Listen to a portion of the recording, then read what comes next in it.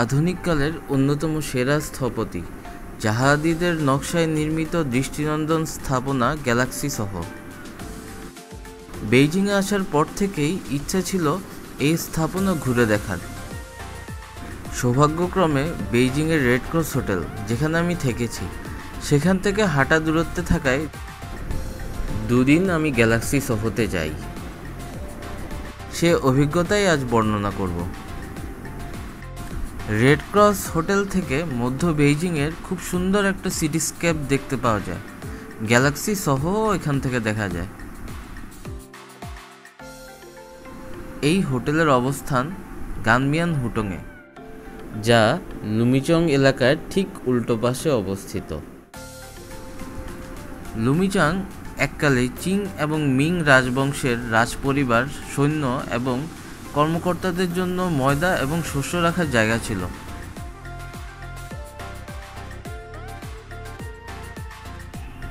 চীনা ভাষায় গানমিয়ান মানে হলো ময়দা, আর হুটং মানে হলো এক ধরনের সরু রাস্তা বা গলি, যা সাধারণত উত্তর চীনা শহরগুলোর সাথে যুক্ত, বিশেষ করে বেইজিং। যতবারই শস্যের এসব গাড়ি গলির মধ্য দিয়ে চলত, মাঝে মধ্যেই ময়দা ছড়িয়ে পড়ত এবং বাতাস সব জায়গায় তা উড়িয়ে নিয়ে যেত। কালক্রমে লোকে এই গলিকে গানমিয়ান হুটং ডাকা শুরু করে।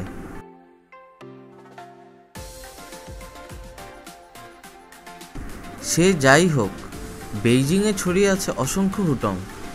ঐতিহ্যবাহী এসব হুটং আর আধুনিক উঁচু অট্টালিকাগুলো মিলেমিশে বেইজিংয়ের বর্তমান চেহারা দাঁড় করিয়েছে।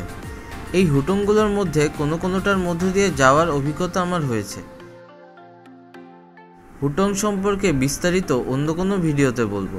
এখন যাওয়া যাক গ্যালাক্সি সোহোতে।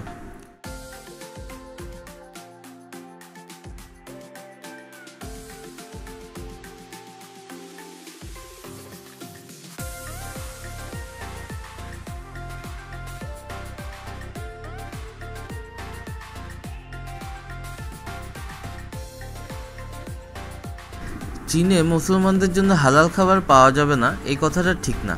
এই যে একটা হালাল রেস্টুরেন্ট, এমন অনেক রেস্টুরেন্টই আছে চীনে, একটু খুঁজলেই পাওয়া যাবে।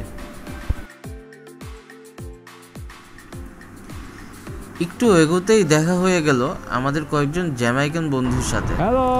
অ্যালিসকে কোথায় যাচ্ছ জিজ্ঞেস করতেই ও মজার ছলে বলে যে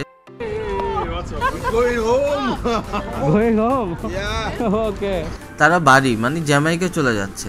আসলে তারাও ঘুরতে বেরিয়েছিল।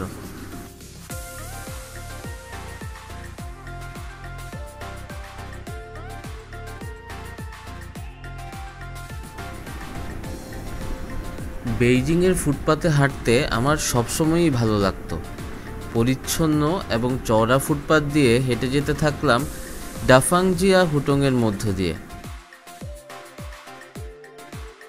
সময়ের সাথে হুটংগুলোর মানুষের জীবনযাত্রায় এসেছে অনেক পরিবর্তন, তবে এগিয়ে যাওয়ার তাড়নায় এইসব পরিবর্তনকে আপন করে নিয়েছে হুটংয়ের মানুষজন।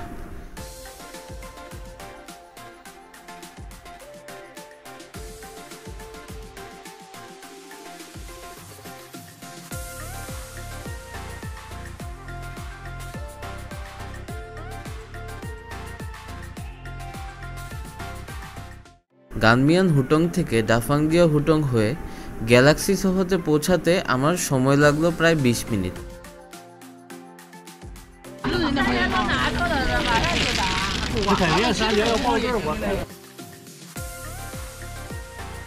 দূর থেকেই এই স্থাপনা আপনার নজর কাটতে বাধ্য। সবুজ একটা আঙিনার মধ্য দিয়ে আমরা প্রবেশ করলাম গ্যালাক্সি সোহোতে।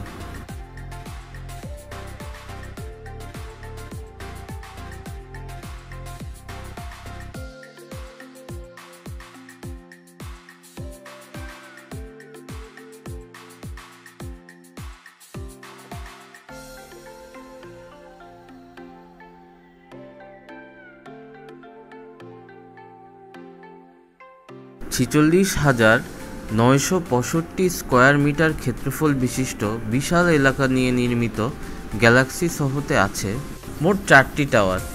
রয়েছে মোট 15টি ফ্লোর, যার মধ্যে 12টি ফ্লোর অফিস স্পেস এবং 3টি ফ্লোর রিটেল এরিয়া হিসেবে ডিজাইন করা হয়েছে।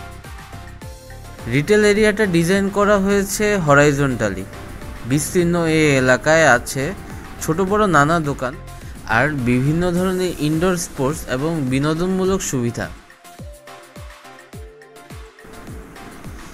এই মাল্টিপারপাস আরবান কমপ্লেক্সে রয়েছে 3টি বেসমেন্ট, যার মধ্যে প্রথম বেসমেন্টটি ব্যবহৃত হচ্ছে রিটেল এরিয়া হিসাবেই। অপর দুটি বেসমেন্ট B2 এবং বেসমেন্ট B3তে রয়েছে 1275টি কার পার্কিংয়ের ব্যবস্থা। অথচ যখন গ্যালাক্সি সোহোতে প্রবেশ করছিলাম তখন কোনো গাড়িই কিন্তু হাঁটার ক্ষেত্রে বাধার সৃষ্টি করেনি। অর্থাৎ পথচারীরা এখানে প্রশান্তি নিয়ে এই ভবনে প্রবেশ করবে, ঘুরে বেড়াবে, কেউ কেউ শপিং করবে, কেউ আড্ডা দিবে, কেউ বাচ্চাকে খেলাধুলা করাতে নিয়ে আসবে।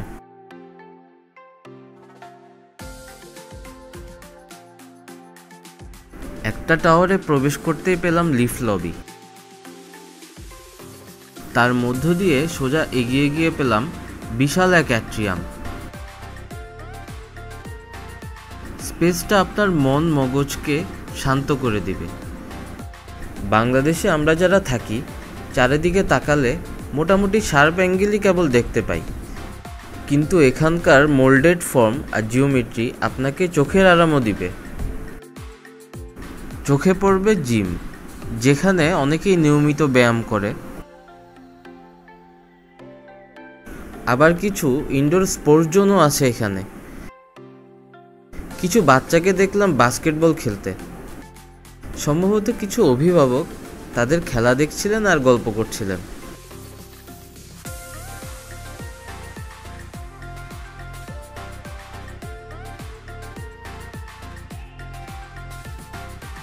চোখে পড়ল খুব পরিপাটি একটা বুক স্টোর।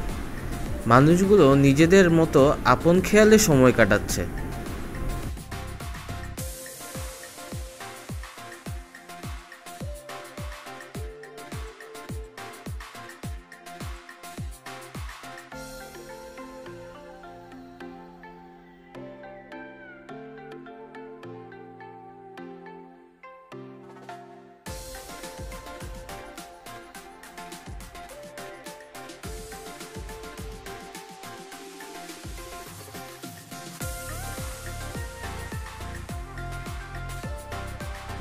অ্যাট্রিয়ামের ভয়েডের মধ্য দিয়ে নিচে তাকিয়ে দেখতে পেলাম একটা ফটোগ্রাফি এক্সিবিশন চলছে।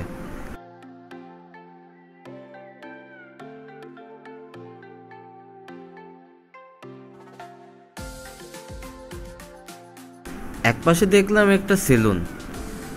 এরকম আলিশান একটা জায়গায় চুল কাটতে আসতে যে কারোরই ভালো লাগার কথা। কত খরচ পড়বে তা অবশ্য জিজ্ঞাসা করা হয়নি। এখান থেকে বেরিয়ে প্রবেশ করলাম প্লাজা সিতে।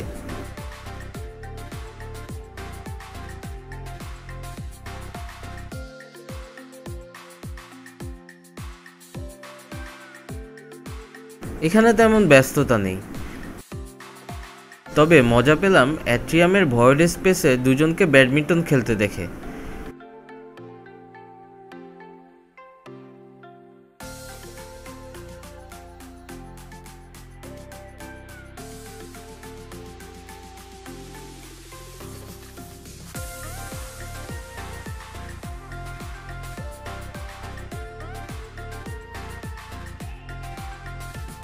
ভবনটির বহির্ভাগে রয়েছে অ্যালুমিনিয়াম এবং স্টোন ক্ল্যাডিং।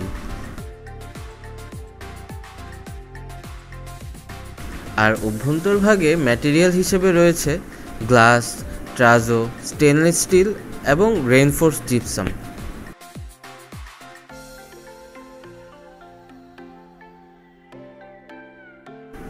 এই পথ দিয়ে একটু এগুলেই হাতের বামে পড়বে অফিস ফ্লোরগুলোতে যাওয়ার লিফট লবি।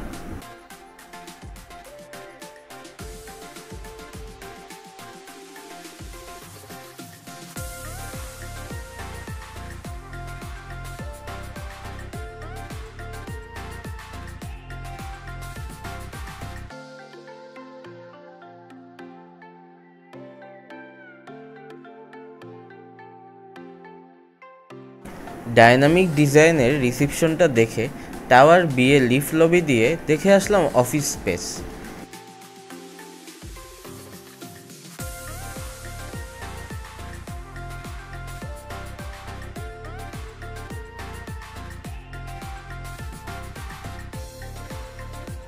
এই টাওয়ারের মাঝেও আছে একটা অ্যাট্রিয়াম।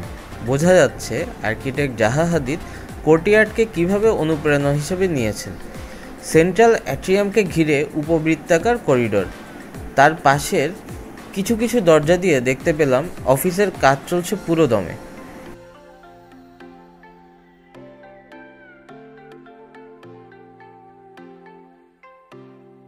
একটা বিশাল আকৃতির ভবনে বিল্ডিংয়ের আর্কিটেকচারাল প্ল্যান, ফায়ার ইভ্যাকুয়েশন প্ল্যানের ড্রয়িং লেআউট বিভিন্ন জায়গায় দর্শনার্থীদের জন্য প্রিন্ট করে টাঙানোটা গুরুত্বপূর্ণ একটা বিষয়।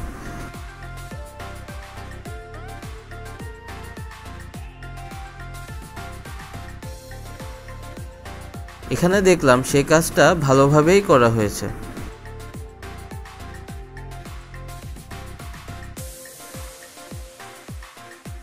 2013 সালে গ্যালাক্সি সোহোকে Royal Institute of British Architects RIBA কর্তৃক নমিনেশন দেওয়া হয়েছিল লুবেটকিন প্রাইজের জন্য, কিন্তু Beijing Cultural Heritage Protection Centre এই স্থাপনার ডিজাইনের বেশ সমালোচনা করে। তারা বলে যে ভবনটি বেইজিংয়ের পুরনো স্ট্রিটস্কেপ, আসল নগর পরিকল্পনা, ঐতিহ্যবাহী হুটং আর কোর্টিয়ার্ডকে ঘিরে গড়ে ওঠা হুটংয়ের বাড়িগুলোর স্টাইল এবং কালার স্কিমের সাথে সামঞ্জস্য রেখে ডিজাইন করা হয়নি। অপরদিকে জাহা হাদিদের দাবি, কোর্টিয়ার্ডকে ঘিরে গড়ে ওঠা হুটংয়ের বাড়িগুলো থেকে অনুপ্রেরণা নিয়েই ডিজাইন করা হয়েছে গ্যালাক্সি সোহোকে আধুনিক বেইজিংয়ের মানুষদের জন্য উপযোগী করে। How could you dare to do something like this? Futuristic, gigantic, totally different from everything else. Zaha? Well, I think it was a very exciting moment when we were asked to do this project. We always thought that we can do something quite unique in Beijing. I came to Beijing 30 years ago, and I knew even then that this is a great place to build at some point. Nobody at the time really believed me.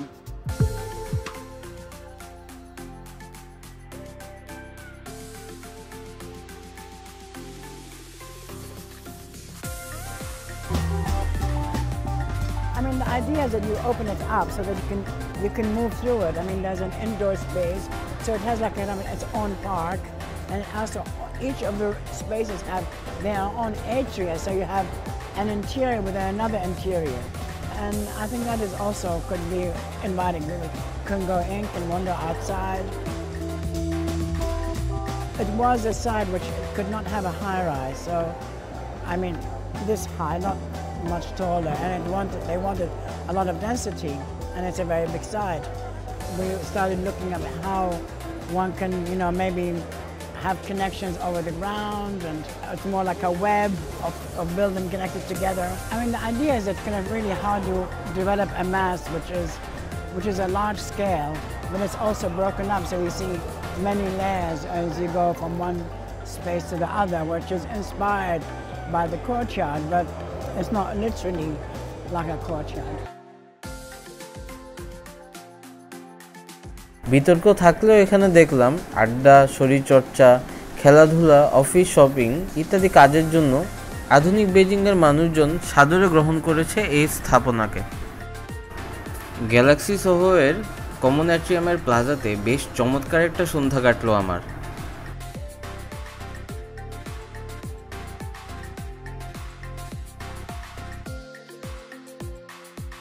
এখানে কিছু অস্থায়ী vendor cart দেখতে পেলাম, যেখানে কেনাকাটা হচ্ছিল।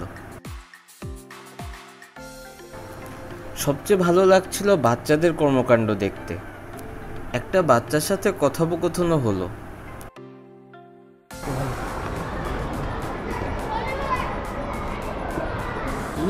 Do you know English? Yeah, I think he's learning. No. Enjoy this place. Do you often come to this place? Yes. Oh, great. বাচ্চাটা লজ্জা পেয়ে দৌড় দেওয়ার পর পুরো প্লাজাটা একবার ঘুরে দেখলাম।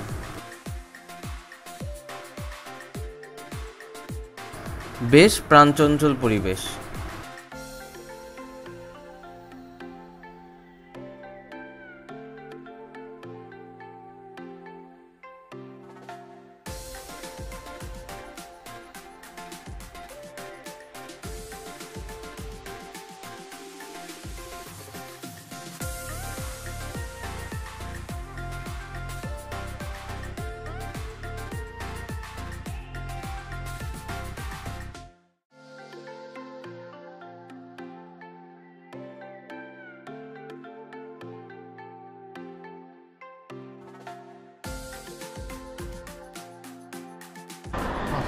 Are you playing hide and seek? Oh, I got you.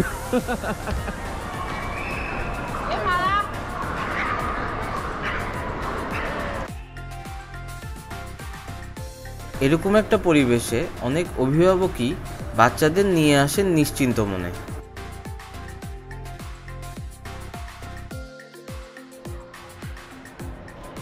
You can see yourself.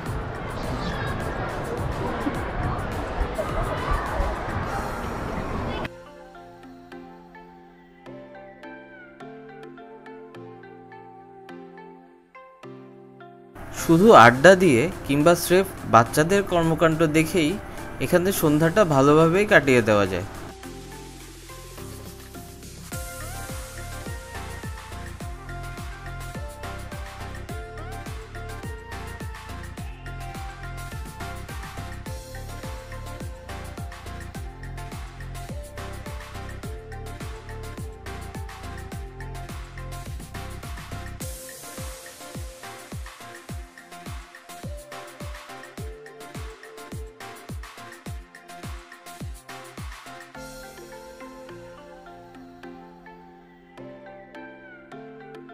এভাবেই নানা কর্মকাণ্ডের মধ্য দিয়ে সামাজিকভাবে একে অন্যের সাথে পরিচয়ও ঘটে এই ভবনে।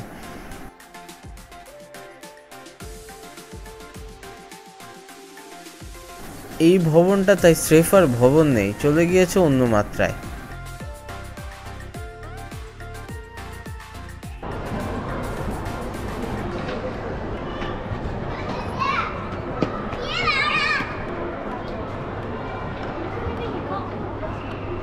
Hello.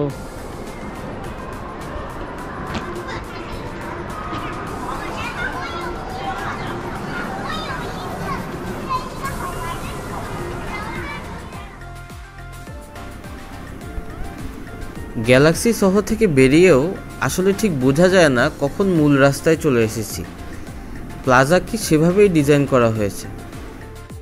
মজার বিষয় হলো এই ট্রানজিশনাল স্পেসটাতেও মানুষের অনেক ধরনের কর্মকাণ্ড দেখতে পাওয়া যায়,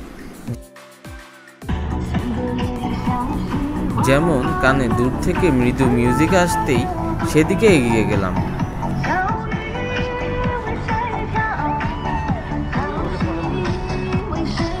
গ্যালাক্সি শহরের বাইরে একদল মানুষ সন্ধ্যা হলে অ্যারোবিক্সে অংশ নেয় শরীরকে সুস্থ রাখতে।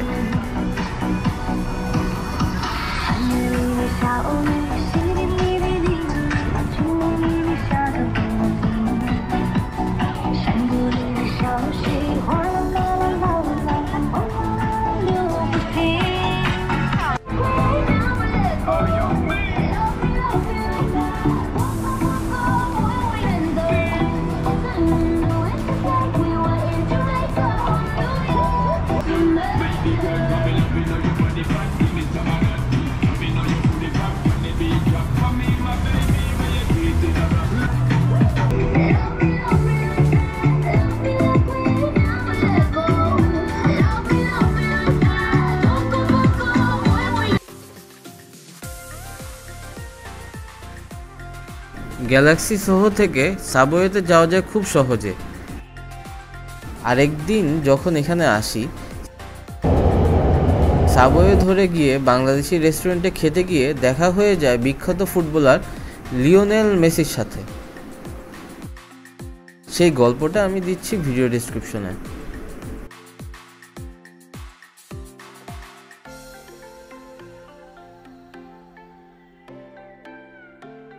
আজ এই পর্যন্তই, দেখা হচ্ছে অন্য কোনো ভিডিওতে।